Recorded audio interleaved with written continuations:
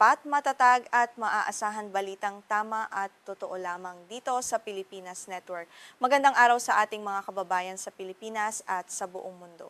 Huwag kalimutang pusuan ang video, sumubaybay at pindutin ang patingaw upang lagi kayong updated sa balita. Simulan na natin. Isang mainit na balita mula sa Europa. 10 katao ang kumpirmadong patay sa pinakahuling serye ng pambobomba ng Russia sa iba't ibang lungsod sa Ukraine. Ayon kay Pangulong Volodymyr Zelensky, lalo pang lumalakas ang puwersa ng Moscow dahil sa patuloy na pagdating ng mga bagong supply ng ballistic missile mula sa North Korea. Ang ulat na ito ay nagpapakita ng mas mapanganib na yugto sa nagpapatuloy na digmaan na tumatagal na ng mahigit 4 na taon. Sa lungsod ng Zaporizhia sa timog silangang bahagi ng bansa, naging target ng marahas na pag-atake ang isang malaking planta ng bakal. Ayon sa pamunuan ng kumpanya, 7 manggagawa ang nasawi habang 21 naman ang sugatan matapos tamaan ng mga ballistic missile na pinaniniwala ang galing sa North Korea. Nagdulot ito ng matinding pinsala sa mga pasilidad at nagpilit sa planta na pansamantalang itigil ang operasyon nito. Hindi lamang ang Zaporizhia ang yanig ng pambobomba. Sa gitnang rehiyon ng Dnipropetrovsk, 3 sibilyan pa ang kumpirmadong nasawi dahil sa mga pag-atake ng mga Russian drone at artilerya. Kabilang sa mga biktima ang isang 15 taong gulang na batang lalaki. Ang walang humpay na pag-ataking ito sa mga pamayanan ay nagpapakita ng kawalan ng pakundangan ng puwersang Ruso sa buhay ng mga inosenteng mamamayan sa rehiyon. Bukod sa mga nakamamatay na ballistic missile, nagbabala rin si Pangulong Zelensky na naghahanda ang North Korea na magpadala ng mas marami pang sundalo upang direktang sumama sa labanan sa panig ng Russia. Ang hakbang na ito ay nagpapakita ng mas malalim na kooperasyong militar sa pagitan ng dalawang bansa na naglalayong punan ang kakulangan sa tauhan ng Moscow sa mahaba at madugong labanan sa harapan ng digmaan. Matatandaang noong nakaraang taon, nagkasundo sina Pangulong Vladimir Putin ng Russia at leader ng North Korea na si Kim Jong-un sa isang estratehikong alyansa. Sa ilalim ng kasunduang ito, nangako ang dalawang bansa na magtutulungan sa oras na harapin ng alinman sa kanila ang panlabas na agresyon. Libu-libong sundalo at ton-toneladang armas na ang ipinadala ng Pyongyang upang suportahan ang malawakang pananakop ng Russia sa Ukraine.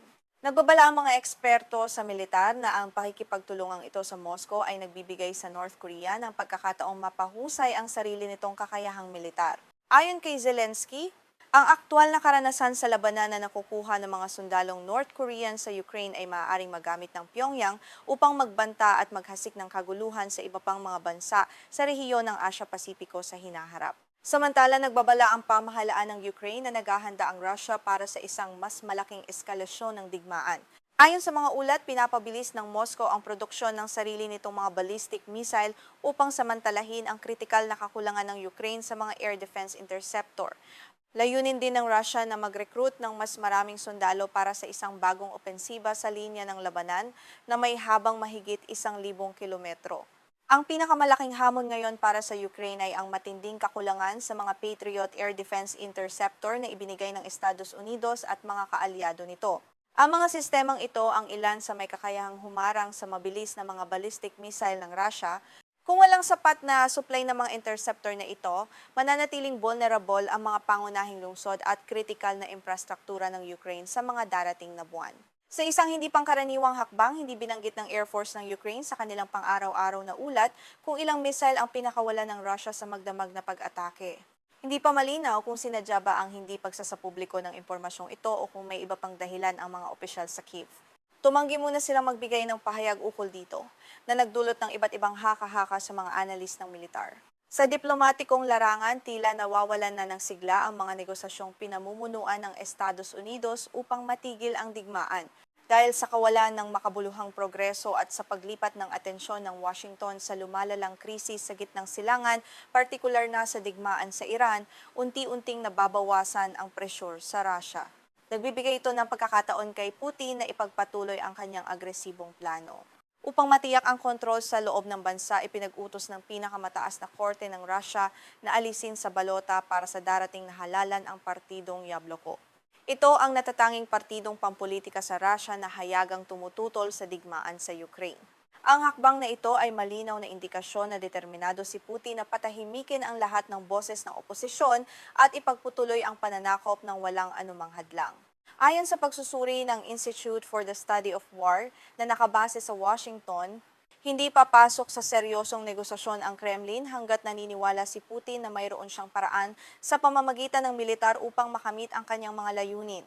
Ang kakulangan ng Ukraine sa mga Patriot system ay nagbibigay sa Russia ng pagkakataong magdulot ng matinding pinsala sa darating na taglamig na lalo pang magpapahaba sa digmaan. Sa kabila ng mga pag-atake, patuloy ang katatagan ng mga mamamayan sa Kiev. Isa sa mga misail ng Russia ang bumagsak sa bakura ng isang ospital ng mga bata sa kabisera. Nag-iwan ito ng dalawang malalaking crater at bumasag sa mga bintana ng pasilidad. Mapalad namang walang nasaktan dahil mabilis na nakapagtago sa mga bomb shelter ang mga bata at mga kawani ng medisina bago pa man naganap ang pagsabog. Sa isa pang bahagi ng Kiev, isang bodega ang tinamaan ng airstrike ng Russia na nagdulot ng napakalaking sunog. Umabot sa humigit kumulang 1,200 metro kuwadrado ang lawak ng apoy bago ito naapula ng mga bumbero. Ayon sa kagawaran ng depensa ng Russia, ang kanilang mga target ay mga pasilidad ng industriya ng militar at mga sentro ng logistics, ngunit malinaw na mga sibilyang lugar din ang napinsala.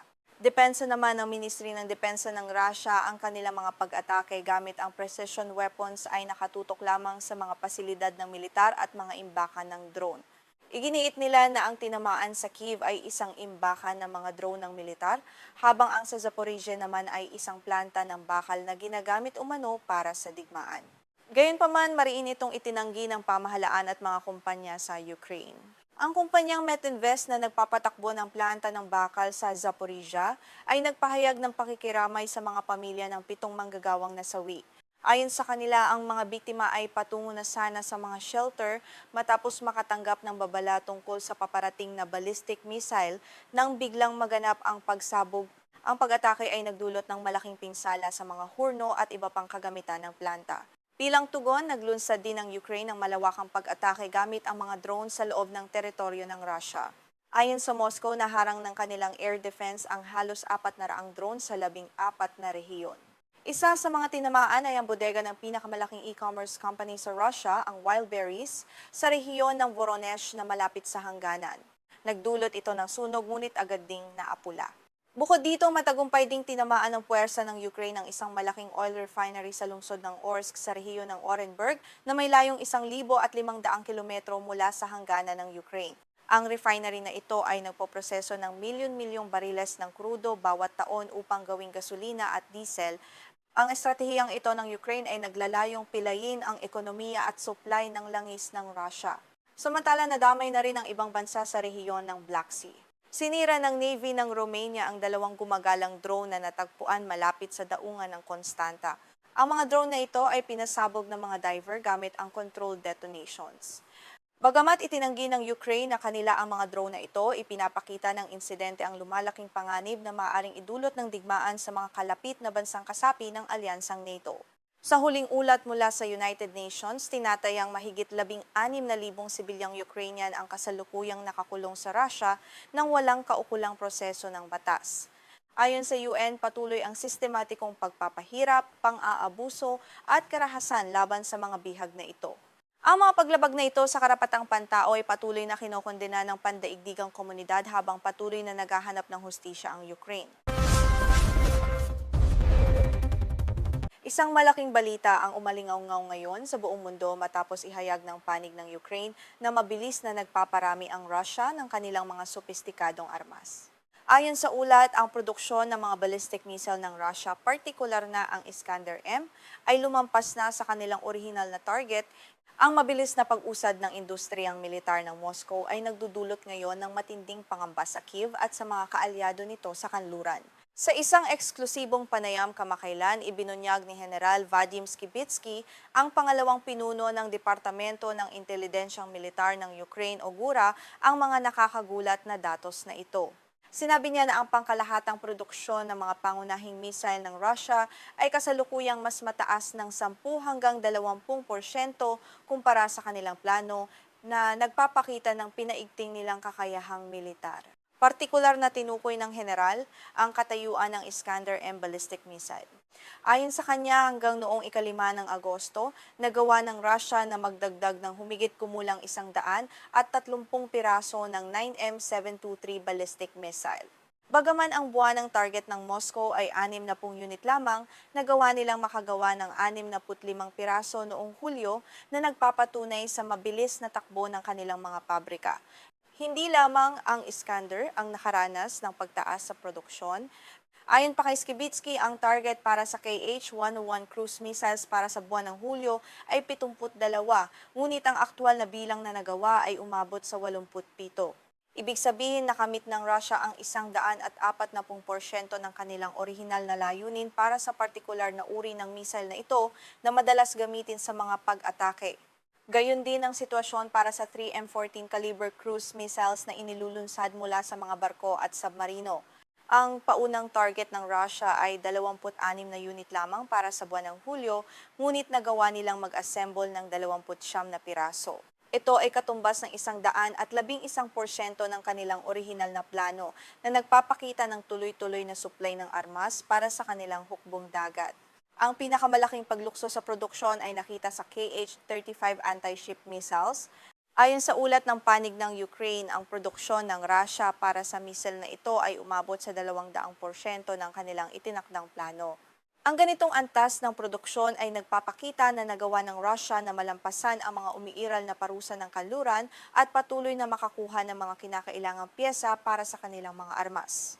Para naman sa kanilang mga advanced na armas tulad ng Zircon hypersonic missile at Onyx supersonic anti-ship missile, nagawa ng Russia na makamit ang kabuuang target para sa buong taon sa loob lamang ng 7 buwan.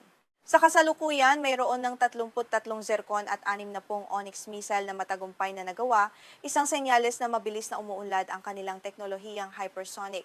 Bukod sa pagpapataas ng produksyon, nagpakilala rin ang militar ng Russia ng mga bagong uri ng armas ngayong taon. Kabilang dito ang mga hybrid na missile na pinagsama sa teknolohiya ng drone tulad ng Banderol at Danti.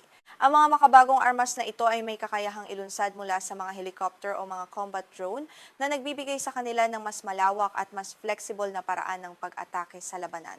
Meron ding mga bagong bersyon ng Onyx missile na nakita sa mga kamakailang operasyon.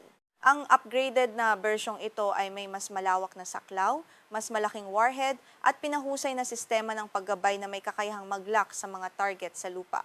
Ipinapakita nito na patuloy na pinapabuti ng Russia ang kanilang umiiral na arsenal upang maging mas epektibo sa kasalukuyang digmaan.